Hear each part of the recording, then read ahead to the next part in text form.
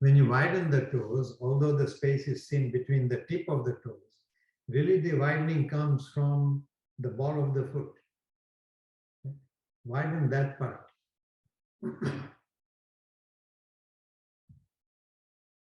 And as my teacher would say, imagine 5 toes in your heels also and widen the heel. Keep the foot very wide, make the ankle very narrow, left to right, right to left, make the ankle very narrow. Without hardening your forehead, without hardening eyes, ears, tongue. And take that firmness of the leg from the ankles all the way up, lifting the kneecaps up, take that firmness to the very top of the femur. When you work your quadriceps that way, lifting the kneecaps up, it tends to lift the bone up. See that you drop the bone down even as you tighten the leg. Keeping the leg very long will help to keep the femur down. And to keep the femur down like that, you don't have to let go of the lift of the quadriceps. Keep the quadriceps engaged and still take the bone down. So that you get more and more a sense over a period that you are seated on the thigh bone. Certainly you are seated on your sit bones also, but much more sense should come that you are seated on the thigh bone. Don't sit on the calf or on the shin bone. Although shin bone is taken down also and lengthened, you see that you are not pushing those down more than the top of the thigh. Let me say it differently. Both the bones, shin bones go down, the thigh bone also goes down. But if I compare the two, the thigh should go down more than the shin. And yet do it in order to create a space in the pelvis so that your breath gets deeper. And remember that sensation, that feeling, when you do Tadasana. Go to Tadasana. In Tadasana, both the shin bones as well as the thigh bones are pushed back towards the back of the leg. But of the two, just like in Dandasana, see that the femur is grounded much more than the calf. If you push the calf back, there is a tendency to hyperextend your knee. Don't do that. I'm not saying bring the shin bones forward. Push them back also, but emphasize the movement of the thigh bone much more back than the shin bone. Sometimes to teach the body that, you can work with a block behind you.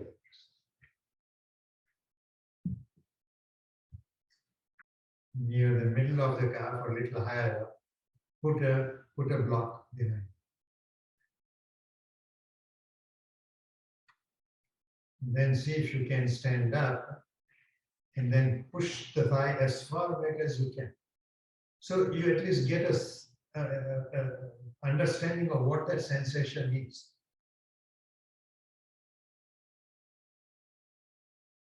If the shin is not allowed to go as far back, and you keep moving the thigh back, breath after breath after breath after breath.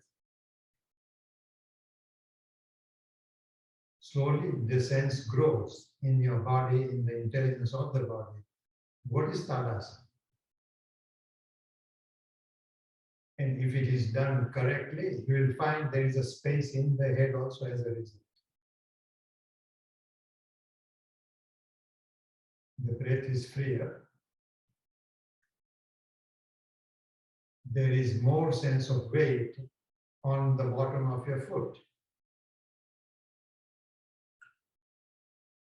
By understanding all that, what I understand is that Tadasana comes by increasing the weight on the feet from where the lift comes. If that doesn't happen in the feet, then my tendency is to push the calf back and the body collapses. Let the mind understand this as best as you can right now. Then go ahead and remove the block, remove the support. Try not to move around too much. And repeat that sense as though the block is still there behind your calf. Push the thigh back, increase the weight on your feet, and lift the body up from that pressure. When you go to Uttanasana and downward dog, that sensation should remain. Relative sense of pushing thigh back, the calf back. Don't push the calf back. In downward dog, you will push the calf back, but even there, push the thigh back much more than the calf, than the shins. Adho Mukha Svanasana. Uttanasana, same way. Emphasize the movement of the thigh bone back much more. Take whatever support you want for your hands. And as I said, when I'm not looking, bend the knee slightly. Straighten the knee by pushing the thigh back, not the calf. It is not that the calf doesn't go back, but the action is on the top of the femur, which also increases the weight under your foot, which also will help you to lift the legs